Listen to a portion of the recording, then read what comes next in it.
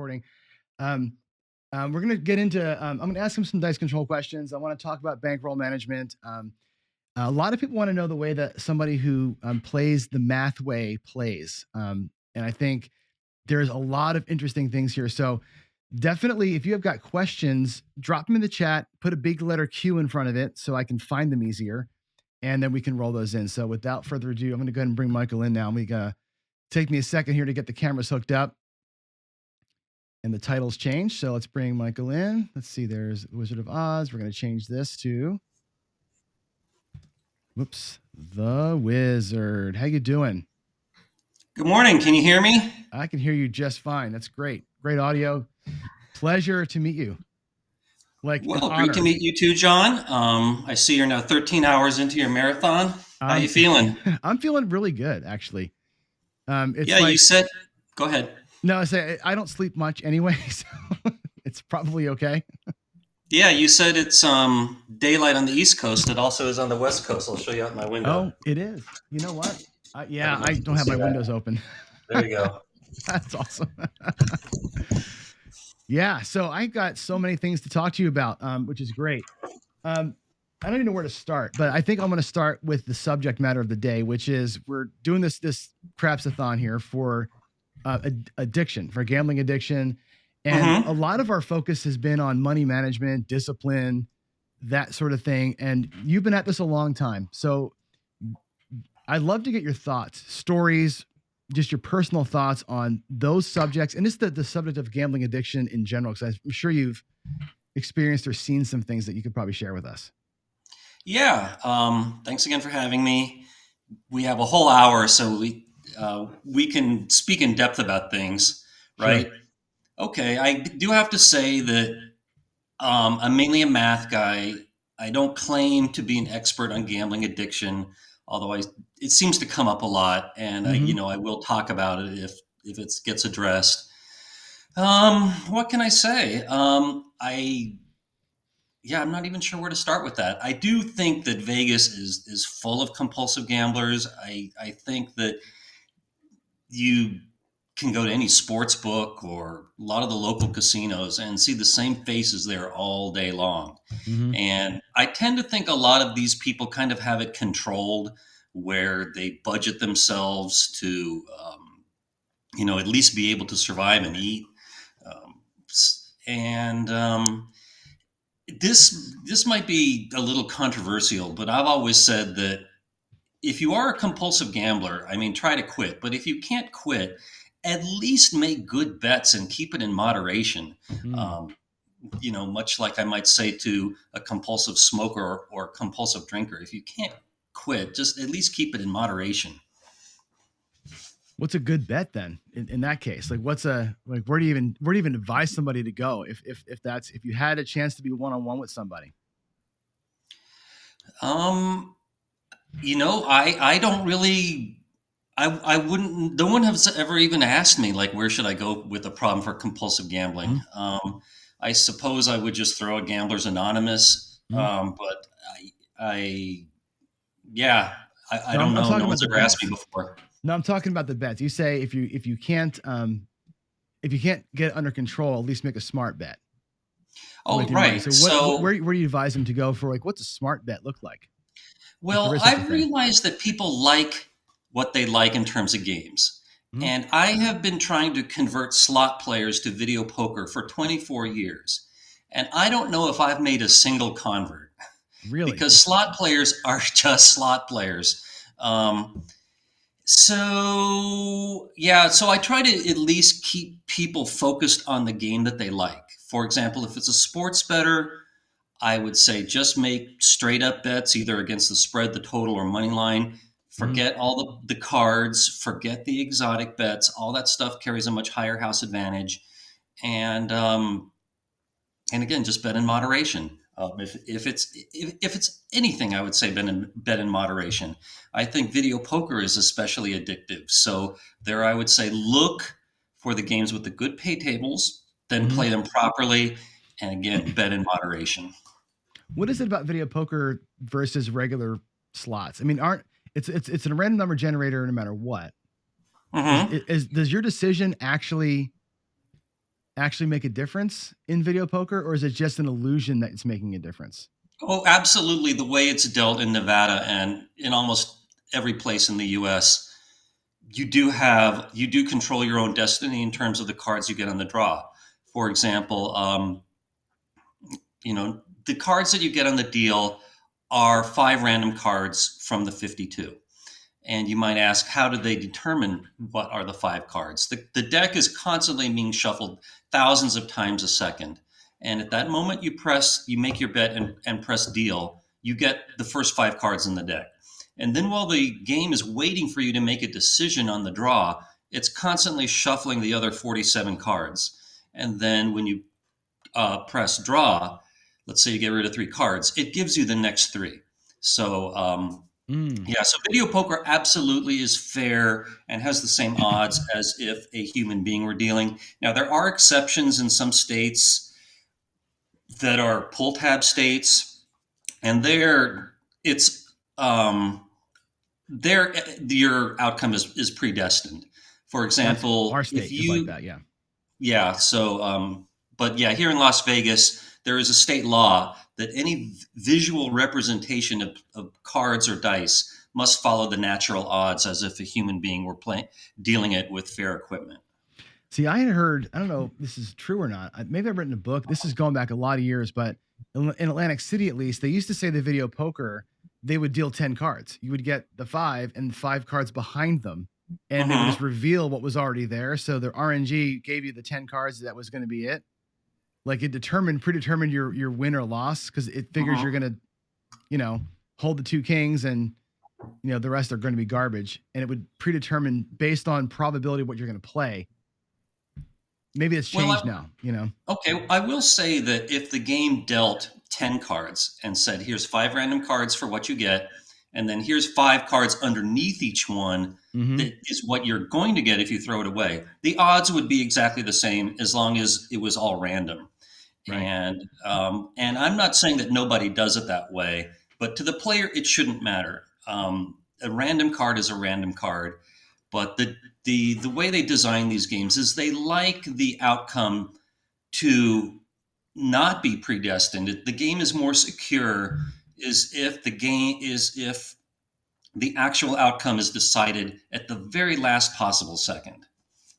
It makes Interesting. it more difficult to hack and things like that. Sure. What do you think of these people who say, and I literally watched a video today. I shouldn't say this. I watched it in the car, but I did. I had it on in the car while I was driving. Of a guy had to win at slots every time, kind of thing. And his yeah, right.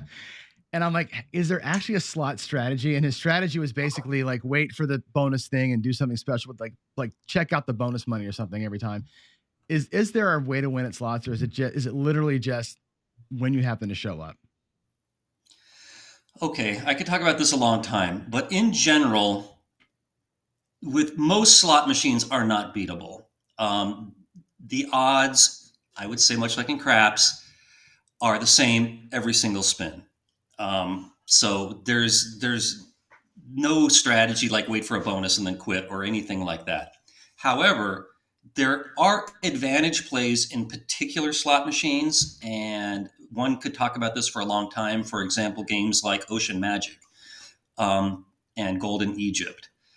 These I call variable state games, where one spin or one game affects the next game. For example, you might win. There might be wilds on the screen that are going to stay there for the next spin.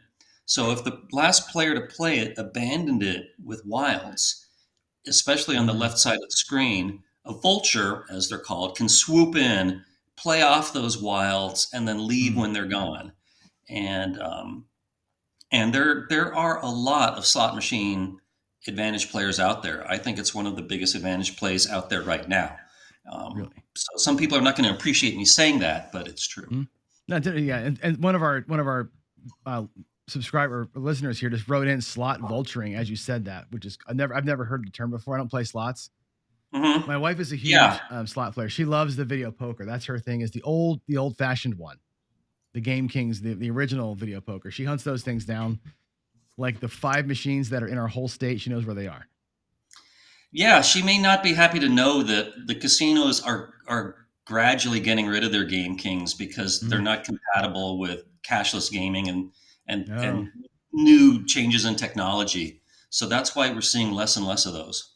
yeah, that's her always been her game. That one and the Joker's Wild Double Down, whatever the double win thing, that was her thing for years and years and years. She played that. Here comes the Hmm. porn folks again. Looks like, jeez, drives me crazy. All right, let's switch gears a little bit. And you heard me talking with Joe about trends. I know that you said this in your email to me. Um, I want to talk about trends a little bit because you're going to be able to correct me on this. And Hmm.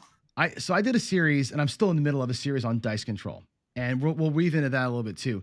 And what I did is I ran a lot, thousands and thousands of rolls in win craps, and I showed the graph. I'm like, here's the graph, and I thinned the graph out over a billion rolls, and it's flat line. That's how the casino. That's the house edge, right? It's a flat line to the casino. They're siphoning off a little bit, but when you zoom in, you get these huge peaks. 20 wins in a row, 10 losses in a row. And I'm like, we experience the house edge, but in small chunks. And it's usually like this big spikes.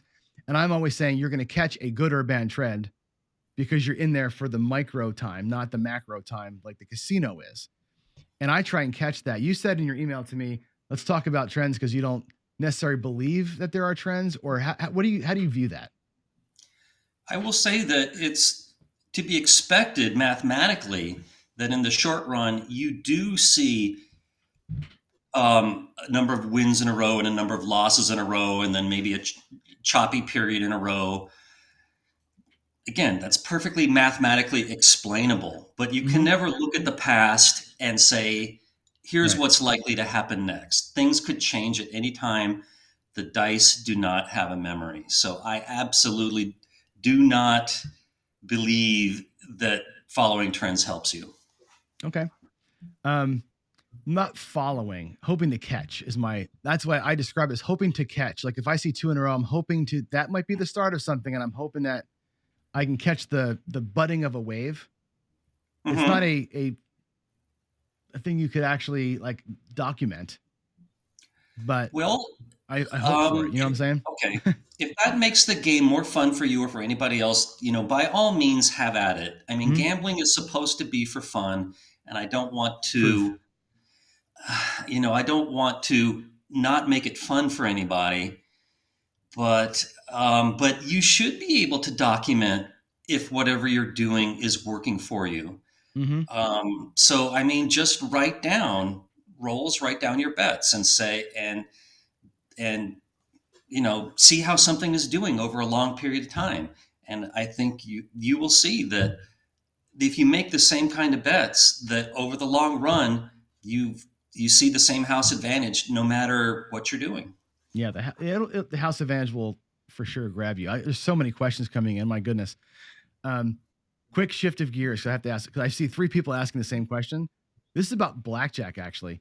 Um, blackjack automatic card shufflers. How did they change the game? Like in terms of the math of it? Because I made Hmm. this point earlier where if you're a card counter, and my parents were huge blackjack players, they don't play anymore because of the card shufflers because they feel like the shoe was the shoe, and my dad never counted cards, but he thought the shoe would get thicker towards the end, and he Hmm. just kind of feeling about the shoe, and they felt like basic strategy was designed to kind of work the shoe, and there's no more shoe. Does that in your mind change the math? Well, the basic strategy is the same regardless of if the game is hand dealt with a continuous shuffler, or dealt with an automatic shuffler. And I will say, though, that the odds are slightly better with a continuous shuffler than with an automatic shuffler or a hand shuffler. And this is a little bit difficult to explain why, Hmm. but it's extremely small. It's kind of significant in a single deck game, but in a six deck game, it's off the top of my head, it's like 0.003% better to have a continuous shuffler. Really? That's interesting. I would have thought the Right. exact opposite of that. Well, I mean, this is difficult to explain, but when you have a cut card game, when you hit that cut card, the dealer is still going to finish that hand. And if that cut card happens to be in a clump of small cards, then you're going to have a lot of these small cards coming out the rest of that last hand, and it's going to kind of, you're going to see a lot of these small cards. But if that cut card is in a clump of big cards, then bam, bam, bam, there's going to be a lot of big cards coming out, and people are not going to be hitting a lot. So you're going to enjoy those big cards for less time. And of course, it could be choppy too. Sure. But this is the best way I can think to explain it. But simulations, which I've done and other blackjack experts have done, absolutely confirm what's called the cut card effect. That's interesting. I've actually never heard of that before. Right. It's interesting. Right. But this is not something that I tell players to go out and chase because it's such a small thing. Yeah, we said 0.006. That what you said it was. Yes, That's I like think I said 003, but on my yeah. website, I have a page called the cut card effect, and this endeavors to Mhm. explain it in depth. Yeah, that's like one card out of 100. I mean, that's ridiculous. It's zero change, Yeah, but I essentially. will Yeah, say that for card counters, continuous shufflers are absolutely terrible. They kill the game. right.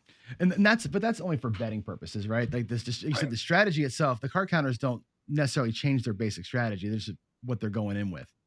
So, Right. It's they well, card counters will vary their strategy according to the count, no mm, matter what type of shuffle it is. But for the basic strategy player, just stick with the basic strategy and don't care how the game is shuffled. Except I like to advocate a hand shuffled game because it slows down the hands per hour, and you're being grinded down by that house edge for less time per hour. And I also think it's a nice break in the game. It's a nice chance to chat, and it's kind of like mm-hmm. um, halftime watching football.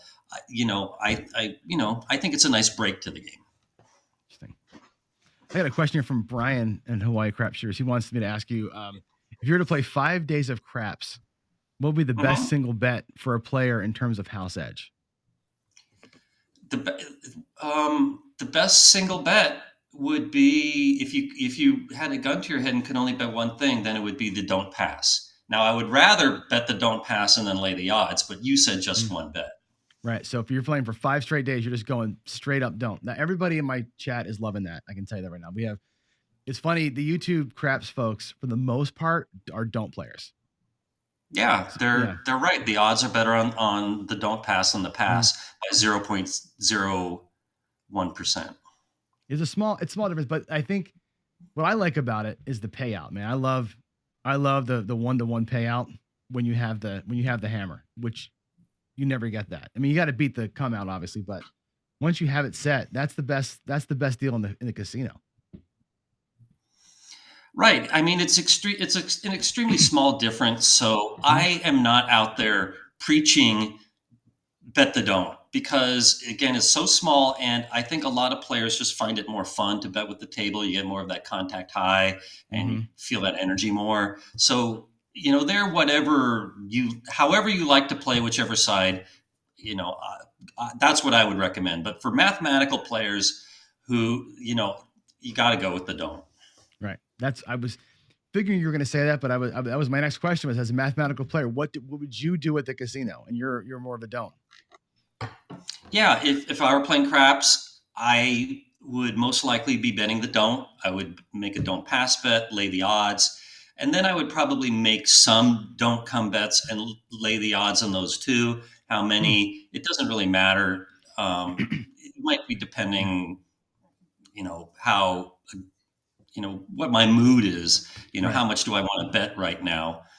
And however, I will say that if I am, say, going to a casino with a friend and he likes to bet the pass, I will probably bet that way too, just so that we're not rooting against each other. And, I think it'll be more fun for him if we're both happy at the same time. Sure. Well, that makes total sense. And that's a groove play, right? That's what you do when you're playing with friends. I like that a lot. Mhm. So you said if I play craps, that's what I would do. Do you play craps? I really don't play that much. To be Mhm. perfectly honest with you, I really don't gamble that much anymore. I've been living in Vegas since 2001, and gambling gets kind of old, and I'm into other hobbies. And Mhm. certainly if I see an advantage play out there and it's a good one, I'll definitely be all over that. But my name has been passed around town as an advantage player. So I Mm. don't, at most places, I don't get the benefit of comps and points and stuff like that. There's things called a DNI list, meaning do not invite. Like, let this guy play, but don't give him any comps, and don't invite him to anything. And without the niceties, it's not worth it to me anymore. Oh, okay. Um, wow. Next question, and this is from here's from Bruce Stern. There's only one wizard. That guy is amazing. That's a pretty great comment. Um, Thank you. Thank you for the compliment. yeah, it's your site is awesome, by the way. I mean, you know this already, but it's such a wealth of information. I reference it constantly. I don't know, I've tried to like understand. I actually put up one of my videos, the calculation for House Edge, and I was like, I don't understand how this works, but I looked at it like 6 times. Like, I think I understand it, and it's fantastic that you break it down the way that you do. We got to talk about dice control, because I know you don't believe that it's possible, but let's talk about it, because I have one of my good friends, George from CY. He's he calls himself a controlled shooter, or an experienced shooter. He doesn't believe in dice control either, but he practices it for thousands and thousands and thousands of rolls. What are your thoughts on it? Okay, I wouldn't say that I don't believe in it, but I'm extremely skeptical about it. In the many years people have been talking about that, I've yet to see any convincing evidence that anybody can do it. Now, to that, people say, well, the people that really can do it are keeping a low profile, which is entirely Mm, possible.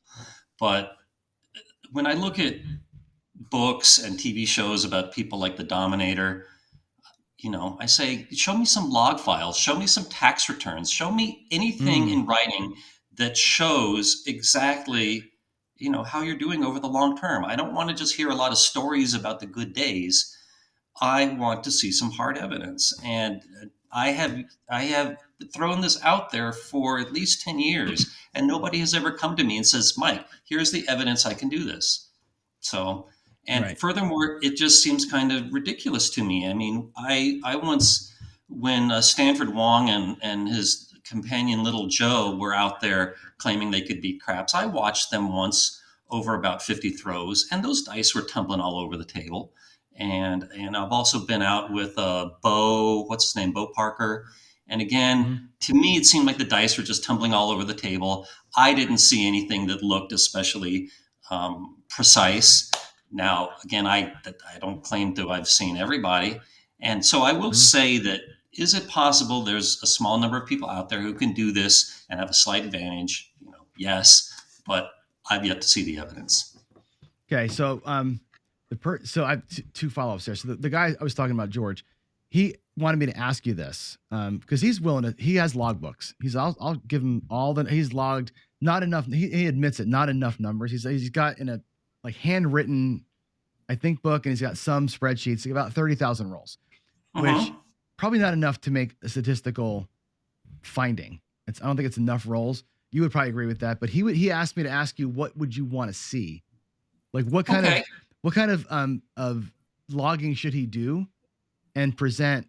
Because I think he wants to open up the conversation. And what he says, I take him at his word here, is I can't control the dice. He said I can control everything until they hit the table.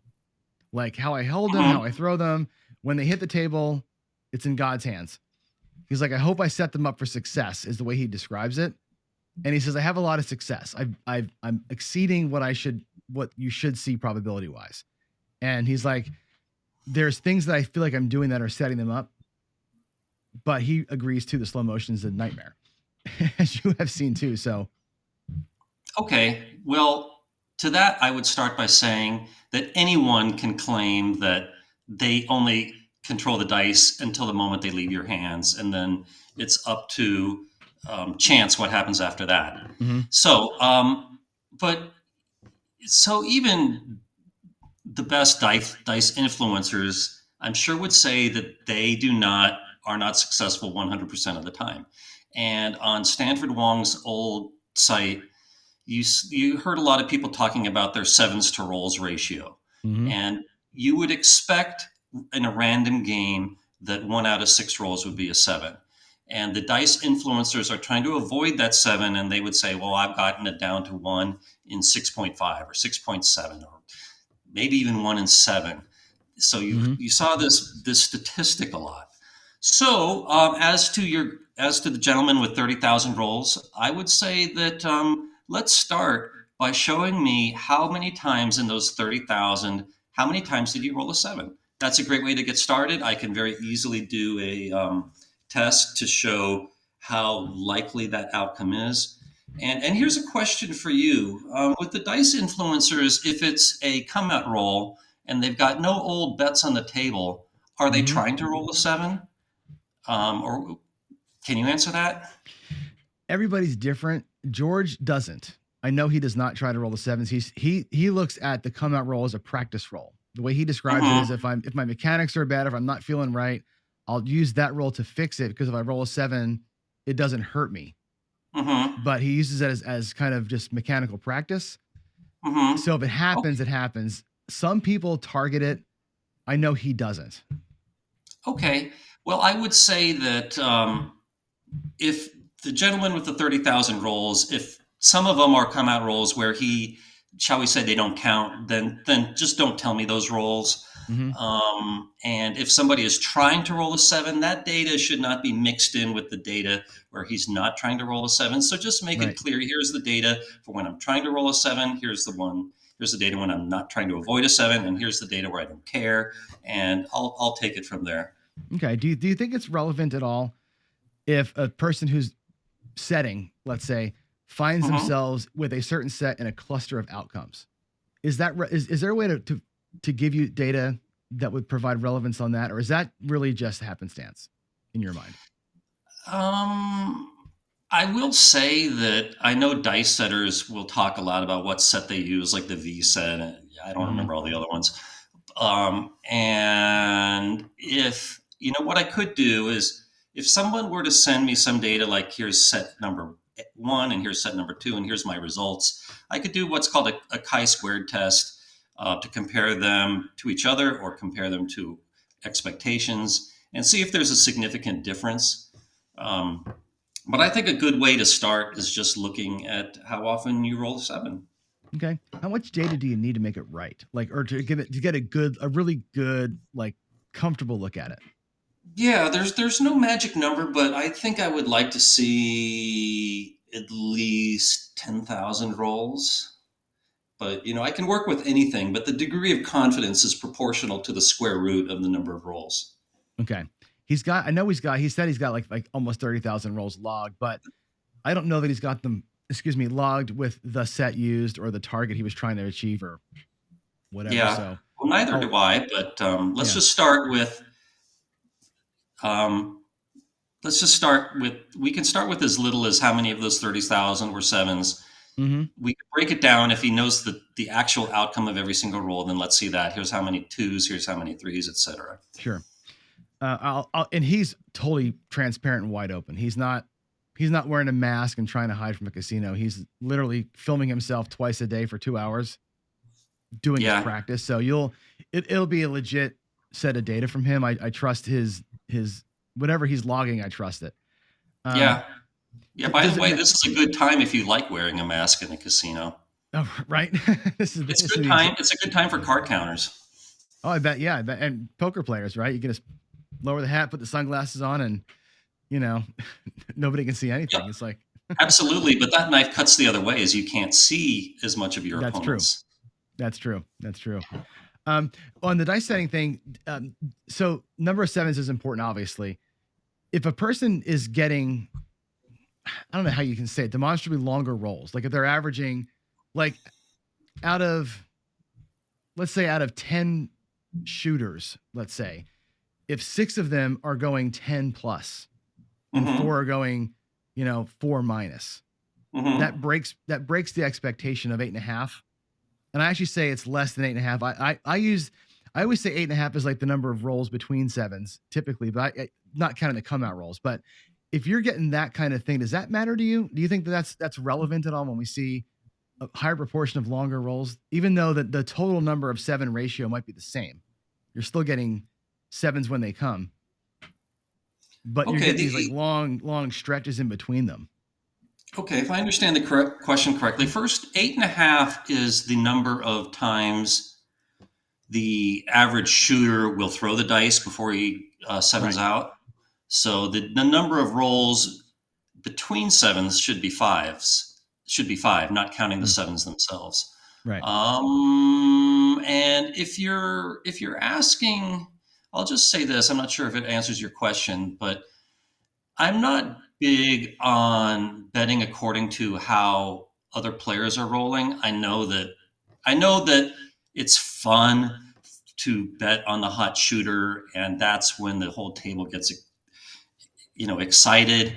And if that's why you're playing for that contact high with the other players, then by all means go ahead and do that. But I believe that a roll is a roll and it doesn't matter who's making it. So I'm going to probably bet the same way on a stone cold shooter as a really hot one. Regardless. Okay. Somebody's asking me to ask you, what about guys like Dominic Larigio who have been banned from casinos? Is that story true? Is that the same guy as the Dominator, the one Yeah, Frank he's the Scoletti's dominator. Was friend? he actually banned, or was he I really some? don't know. Yeah. Um, I've got some of Frank Scoletti's books, and I think I've seen a thing about him on Beating Vegas or one of these shows, but Hmm. I have never met the man, so I can't really speak to that. Okay. I've heard that some of these guys who claim to have been banned for their great dice control have been banned for their attitudes and how they act Yeah, to less be than, honest, you know.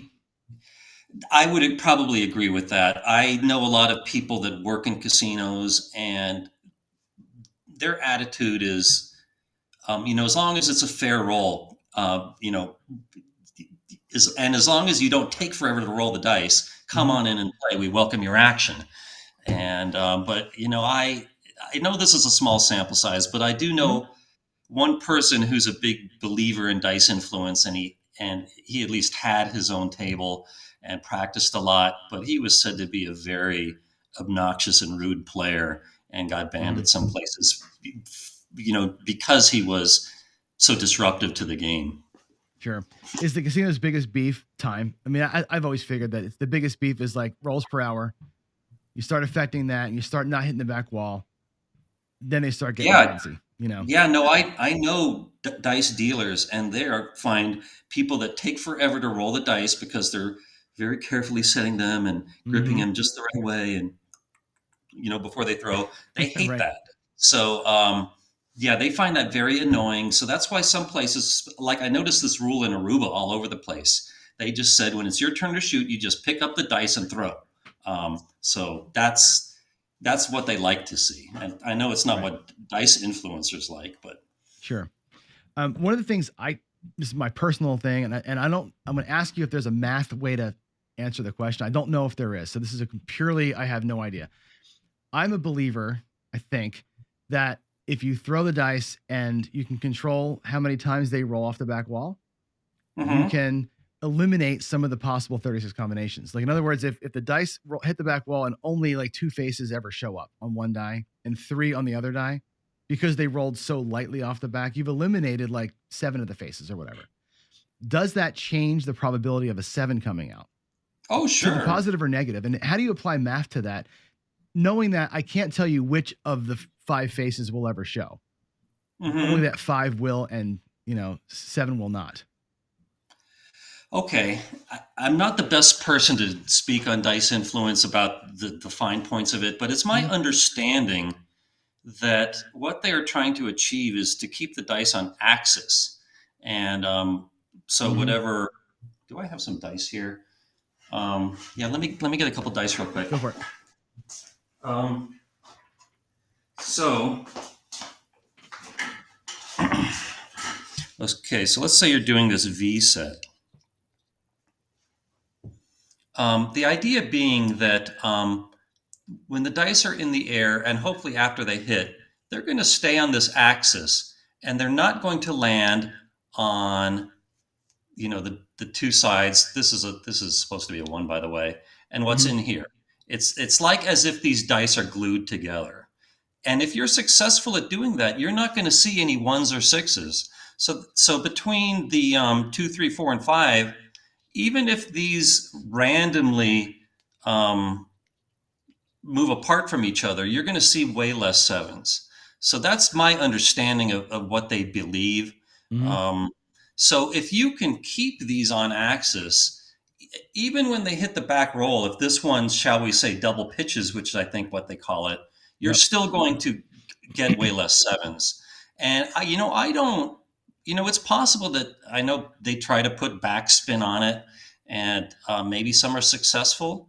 Hmm. So that's about as far as I can take that. And again, I want to emphasize that I'm not saying that dice influence is impossible. I just have yet to see anyone make a convincing case Yeah. that they could do it. And I've looked at a lot of slow mo on this, and the dice are never on axis, right? And what George will tell you, and a lot of folks that I know that practice this stuff, they say it's not on axis when it hits the back wall. It's on axis in the air, and the double pitch Mm-hmm. happens as they're flying, and the explosions happen as they're flying, not after the hit. And they Mm-hmm. say, well, if you can keep them kind of cool in the air when they hit, you've given them a good chance. If you have low energy and you're controlling that part, I don't know. Slow motion to me shows me every single face is visible to the top. Like I Mm-hmm. always say, if a face shows this to the ceiling, it's a possible landing spot. And if all six Mm-hmm. faces on both dice showed to the ceiling at any point in time, you had a chance for a seven Mm-hmm. of all the chances for sevens. And I'm hoping that, hey, if I can maybe make them not do that, I can eliminate a couple of them. Right. So I yeah. think that that is what dice influencers say. And you said before that we have control up until the time they leave your hands. But I think dice influencers will say, I think I have control all the way to the point where they hit the back end. Mm-hmm. And then there's some randomness. But if I have low energy, as you put it, then I still can influence the chances enough to have an advantage in the game. And again, Right. I'm just playing the devil's advocate here. Oh, totally. And I think, and honestly, and again, the math on this is interesting because if you could do it and you could hold the seven off to five out of, instead of seven out or six out of, or, one less, Mm-hmm. how much advantage do you actually get from that? Like you had a chart on your site, I think, that kind of shows you what the expectations would be. And it was interesting, but it wasn't like eye popping.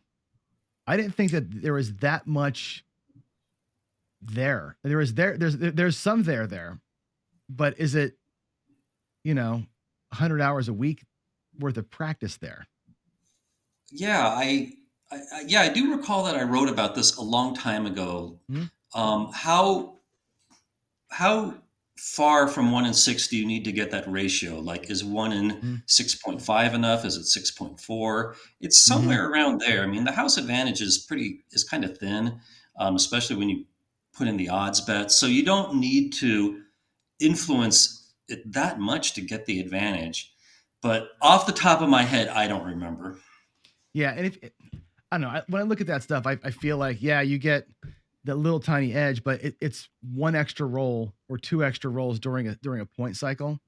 Hmm. That's not Is that enough to make it, I don't know, worth all the time? I guess that's has always been my question about it. Like I try it myself, and it's like, is it are you going to get that much money out of it? Like that at the end of the day, it runs into how many more bets will you win if you can do it? Hmm. You know what I mean? And it's like I don't know if that's actually a thing worth chasing. And that's what I was looking at your chart going, is it a thing worth chasing to reduce the house edge by a little bit, you know, in a Yeah, monetary standpoint?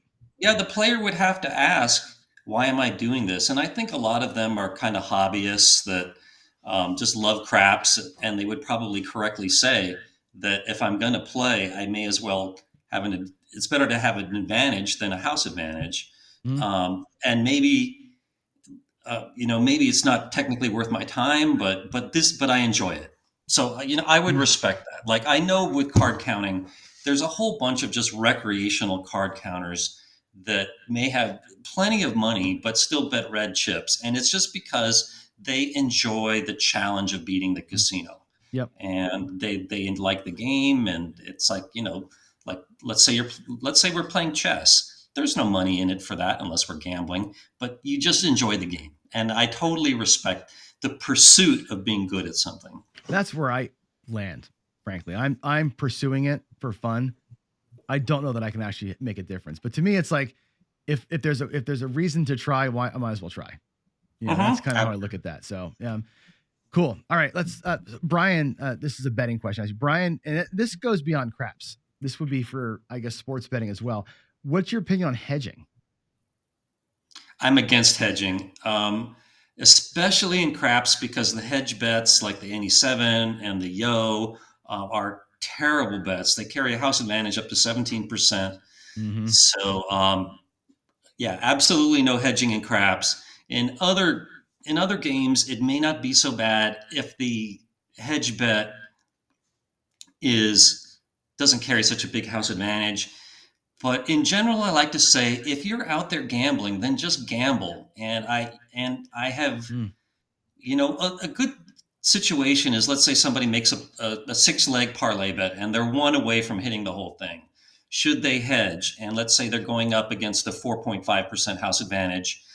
If they hedge, I would ask them: Is life-changing amounts of money are life-changing amounts of money involved here? And they usually Mm-hmm. say no. I would win $2,000. I would say no. I would go for the whole thing. I would not hedge and go for it. The only time I would make an exception is if life-changing amounts of money were involved. Like, let's say it was a 12-leg parlay and you're one game away from winning $1 million. That, for most people, that would be a life-changing amounts of money, and I might consider hedging there. So Interesting. yep, Okay. that's about as far as I can take that one. No, that's good. That's good. We talk about this a lot on my channel, actually. Like when you're a don't pass player in craps, when do you hedge that flat I don't would bet? say never. You say never. Just right. You are there in the casino to play, so just play. And like I said, the hedge bets and craps are awful. If it's on the 7 or the 11, any hot bet. Mhm. And Sure. yeah, so just play. Interesting. I've always given the advice of like not life changing, but I say if it's going to hurt to lose that bet, like when you Hmm. get your don't pass bet for like 100 or 150 or $200, like that's going to really impact my bankroll. Hmm. There's a decision point where you go, I have to get out of here. I have to hedge that thing. Or maybe you would say you shouldn't have that much out there in the first place. If it's going to be life Absolutely. You changing, shouldn't be that's the betting answer. that much in the first place, where if one roll is going to hurt. Hmm. What about these hybrids? So a big trend we're seeing in traps is hybrid strategies where you get, you know, $50 on the don't, and then you bet 44 inside. So you're basically playing both sides, right? And you're hoping that, you can win a little bit and sort of, one bet pays for the other bets kind of a thing until at some point you're even.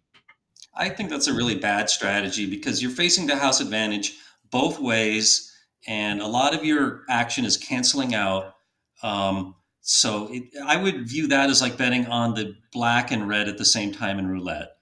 Um, the action cancels each other out, but you can't win anything. You can only lose. So I would say Mhm. pick a side and stick with it. See, in roulette though, it's a one roll thing, right? You bet them both, you lose them, you're always going to be hedged, right? And in craps, if you bet a don't and some inside numbers, and you take 3 or 4 hits on the inside and pull it all down, the don't saved you or it kept you safe while you were in there. You would say just pick a side and go. The only time I would hedge in craps is if you're playing for comps, and Mm, that can be a good way to lower your variance and okay. and make it to seem like you're a bigger better. But yeah, but if comps are not important to you, then I would absolutely say stick with the side and be loyal to Yeah. it. Don't bet the other way. I think that it's just like giving the casino free money. Interesting. Yeah. It's funny. I have one of my subscribers named PJ. He preaches to me all day long. Pick a side, pick a side. And you're just, Yeah, I would agree with him. yeah, he's doing backflips at his house right now. I can tell you that. That's pretty funny. Um, yeah. So another question coming in is, how you feel about? So he's saying the same thing: lay bets to protect the don't pass. So a one-time lay bet. So lay $200 lay forward to protect $100 don't pass for one roll. Pull the lay bet down, like a short-term hedge. That's not going to be a guaranteed loss. So with the lay bet, those matter whether or not the commission. Um, Mm-hmm. so when you make a lay bet, say on the 4 or the 10, is it usually that you have to prepay the commission, or is it only on a win? It You depends on the tell me. casino. We're at the Fremont in Vegas, you prepay the commission. If you pull the bet down, you get your commission back. Yeah. I don't recall the house advantage on that off the top of my head, but I believe it's one of the lower ones. But if the house advantage is higher than whatever you're trying to protect, I would not hedge. That's interesting. Yeah, I mean it's funny because I would have expected you to say the exact opposite of that. Like yeah, use the math against the game for a minute and then take your stronger bet. But you're saying just go, Just go. just go, just go, baby. All right, that's great. Um, when you see your opinion on, I don't know what this even means, but Ken Green's asking me for your opinion on Grafstein's pensioners play, the bet that don't, and then two don't comes per roller. That sounds like what you were talking about before. That's your Yeah. preferred way to go, right? Yeah, as long as he's laying the odds, I would say that's a good strategy. And it doesn't matter exactly how many come bets you make. You can fly by the seat of your pants with that one. Mm-hmm. But I'm always preaching just make pass, don't pass, come, don't come, and lay the odds. And however you do that is up to you. There, you can have free will. Okay. We play a strategy a lot where we do a don't pass bet followed by three come bets. And you're getting a little bit of action on the seven for three rolls, basically. So the early rolls, you're kind of safe. Then you get three do bets and a little bit of seven love on the don't. How do you think about a Right. strategy like that? Well, I know I said to pick with a side and stick with it, Mm-hmm. but I'm not going to criticize that strategy because at least at least you're making good bets. And I will say that um, that that lowers the volatility a lot. So if you don't like volatility, that would be a good thing to do. Mm-hmm. I also view it like I gave the comparison before about roulette, that if you have bets that are opposite, they that to some degree they cancel each other out, and you're just you know giving the casino money without even getting any action for it. So why would Right. you do that? But some people want to do that. Depends on their And reason for playing. are you a proponent of come bets versus place bets? Come bets with odds or Oh, don't come with odds? absolutely. Really? Okay. I just before this show, I was reviewing my email, and somebody made a big old long argument that place bets are better than the combination of come and laying the odds, and that person is wrong. But I think I'll make an ask the wizard question out of it and Mm-hmm. show why it's wrong. But say the place bets on the 6 and the 8 have a 1.52% house advantage, where if it's a 3, 4, 5 times odds table, then the combination between, say, the pass and the odds has a house advantage of what is it, like 0.35%? I don't remember off the top of my head, but that's well below the 1.52% um, with placing the 6 or the 8. So if you take this idea of, and it's a question I've written down here for you, is the house edge betting style like that you're talking about. When everybody says the come bet with odds, pass with odds, don't pass with odds, best house edge. Mm-hmm. But the likelihood of hitting it twice for the come better, you're fighting pretty hard for that, right? Where a place better says, well, all I have to do is hit it once and I can pull my money back, right? If you say 12 hour Um, six, take your money and run, versus a come you better know, has to hit it two times. How do you come back at, like, what's the counter argument to that? Because I'm sure that the person who emailed you wrote that in there. That's always the argument, right? You got to hit it twice. mm, I'm not real big on people who argue that I only have to achieve one thing instead of two things your way.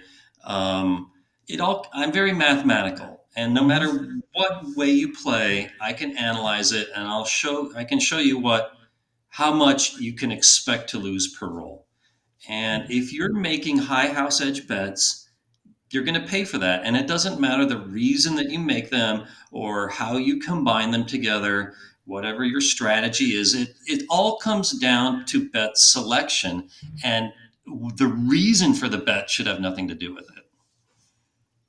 I'm looking forward to that Ask the Wizard article on this because it's a pretty hot topic, and you get people that say, all the experts write the books, that says come bet with odds is the best thing you can do. And Mm-hmm. casino people write the books because they want you to bet that way because it's terrible, and then so they're place bet with pressing, proponents, and all the Mm-hmm. math people say the exact opposite. And I just, you know, I love a come bet. I do that all the time. My most of my strategies have a come bet proponent component to them because Right. I believe in that. I believe that there's I get more gains from them than anything else. Now I don't do max odds. Can't afford, typically to go 10x odds in most places, but I Mm-hmm. live in that world, and the counter argument's hard because they are right. I get to the six, they've been paid on the six. They can pull their bet Mm-hmm. down and they're ahead of me, Mm-hmm. and that's hard to come back to. Right. Well, I have some videos where I try to explain and debunk betting systems. And the way I do it is I simulate it. And I can also run it through Excel and show you that if you are saying playing double zero roulette, that no matter what your betting system is, you're going to be facing you're going to lose 5.26% of your money over the long run. Hmm. And the way I analyze any casino game is if you're making a combination of bets, I analyze each bet individually and then average them all together according to how much money you're betting on each one of them. And there's your house advantage. So Mm-hmm. yeah, that's how I analyze any given betting strategy. So 000 roulette, you loving that? Ew. No, I Harris. can't believe the players play that. Oh my Now, God, Harris has a sign that says a new way to win. Have you seen that? oh When I really? was in yeah, when Do I you was in know if that Vegas. sign is out there now? Yes, it's out there now. A new way to Really? win. Because I'm going to the strip later today, and Yeah, I'm gonna. Do you know where this sign is? Because I'd it love to was. get a picture of it, and I'd love to see it, take a picture of it, and then shame Harris for that.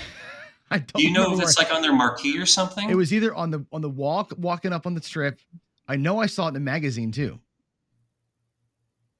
Right. I do know that somebody in my forum said that in like a on a website of one of the casinos here in Vegas, they claimed that triple zero roulette was good because it gave you another way to win. It's the And worst. but they changed the wording on that to take it down because Right. they got embarrassed Hmm. by by the fact that it was how shall I put it? It was deceiving. Way And deceiving. and Yeah.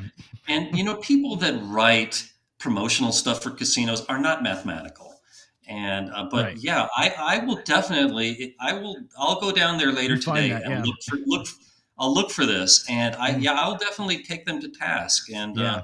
like I remember that when 6 to 5 blackjack first came out, Bally's had on their big marquee, and I saw this. It said our blackjacks pay a whopping 6 to 5. And I thought that was just terrible. Unbelievable. Yeah. It's true they paid 6 to 5, but to throw in the word whopping, I it, it, People see the the it's big not a number and lie, but it's just yeah. deceiving. Yeah. Well, And I people think they're taking advantage of people that can't that don't know which is greater, 3 divided by 2 or 6 divided by 5. Oh, 6 divided by 5 is bigger because the numbers are bigger. Mm. That's insane. Well, it's like I say this all the time. Casinos do nothing for you, right? So like I'm a big anti crapless craps player. Or I've been speaking out about that because again, they change the game in a way that benefits them. They Hmm. take half the game away, And how Right. do you feel about that? Yeah. I mean, Well, the house advantage in on the pass in crapless craps, I think, is about 3% off the top of my head. So mhm, that's twice as bad as the 1.4% in regular craps. So yeah, um, yeah, crapless craps is definitely a worse game. So given the choice, I would recommend definitely regular craps. 100%. Well, there's like I said, there's no don't. You know, getting a point of a three or a point of a two. What Well, could you be have worse to do than the that? math, and the math is the math, and it shows the house advantage is definitely about twice that in regular craps. And I Mhm. don't like trying to explain why in plain simple English. You have to show the numbers. Right. Yeah, and then they'll never obviously do that. So, Hmm. cool. All right. Well, that's where we're about out of time. Oh, What wow. what what thoughts do you have? Final thoughts. We're talking to a bunch of craps nerds over here, so Well, let me say thank you very much for having me. mhm, I have said everything that I wanted to convey to you about playing a mathematical game and sticking to the low house edge bets. It doesn't matter the reason why you're making a bet. Just make the best bets. It's all about bet selection. I've conveyed my skepticism about dice control. So you've mhm, really given me a chance to get everything I wanted to say off my chest. And that's great. I can't think of anything else to add, to be honest with you. All right. Well, it was awesome to talk to you. I'm like honored that you gave us time at all. 7 in the morning, even like more amazing. That's you're a star. Well, you're very welcome. Thanks for having me. It was no sacrifice in terms of the hour. I tend to get up early anyway. Well, you added a ton to the conversation here for sure. I mean, it's just and a air of legitimacy to everything, right? That's the thing is like you come at it from a whole different perspective than us. Just hey, let's try this thing out. It's like I love the fact based basis. So awesome, and people Yeah, are just thanks again for running. having me.